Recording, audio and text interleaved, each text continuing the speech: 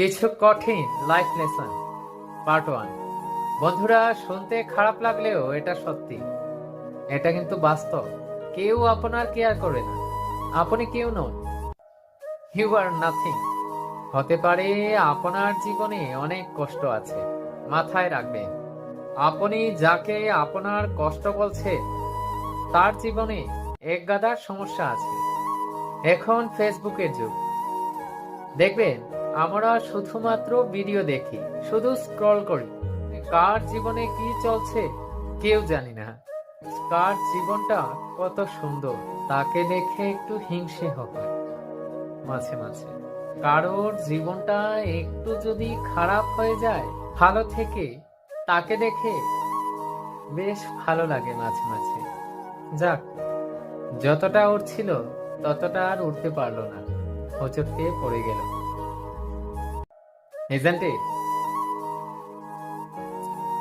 আপনার হয়তো হয় না, কিন্তু বেশিরভাগ মানুষেরই এই জিনিসটা হয়। মনে রাখবেন, আপনি যখন আপনার জীবনের কোনো কিছু এই ধরনের সোশ্যাল নেটওয়ার্কিং সাইটে পোস্ট করছেন এবং মনে মনে ভাবছেন যে লোক আমার পোস্টগুলো দেখে রিয়েক্ট করবে বা বাহবা দেবে, তাহলে আপনি ভুল ভাবছেন। একদম এটা ভাববেন না যে তারা ভীষণ আনন্দ পাচ্ছে আমায় হ্যাপি দেখে, কিংবা আমার দুঃখ দেখে, আমার স্যাড স্ট্যাটাস গুলো দেখে।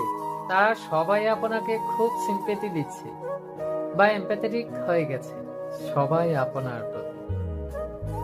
মনে রাখবেন, আপনার গল্পগুলো কিন্তু সবার কাছে শুধুমাত্র একটা কন্টেন্ট। মানুষ একসময় ভুলে যায় আর নিজের জীবনের সমস্যা নিয়ে আছে। কারোর বরের ইনকাম কম বলে সংসারে অশান্তি হচ্ছে, তারই এক বান্ধবীর বর তাকে ব্যাংককে ঘুরতে নিয়ে গেছে। কারোর ছেলে মেয়ে আবার ভীষণ অবাধ্য, তাদের নিয়ে সমস্যা। কারোর আবার বর বাড়িতে এলে ভীষণ খারাপ ব্যবহার করে, এই নিয়ে সমস্যা। কাউকে আবার কেউ চিট করে ছেড়ে চলে গেছে, এই নিয়ে আর একটা সমস্যা।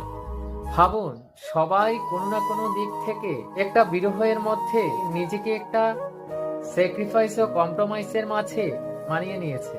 ভাবুন, সবাই কোনো না কোনো সমস্যায় আছে, তো নিজের সমস্যার কথা 10 জনকে বলে কি লাভ? বন্ধুরা, নিজেকে সস্তা করবেন না। নিজেকে চিনুন, নিজেকে জানুন, নিজেকে সময় দিন। কারণ এই আলেহার পৃথিবীর মাঝে আপনার কেউ নেই। So please keep it in your mind. Bye bye.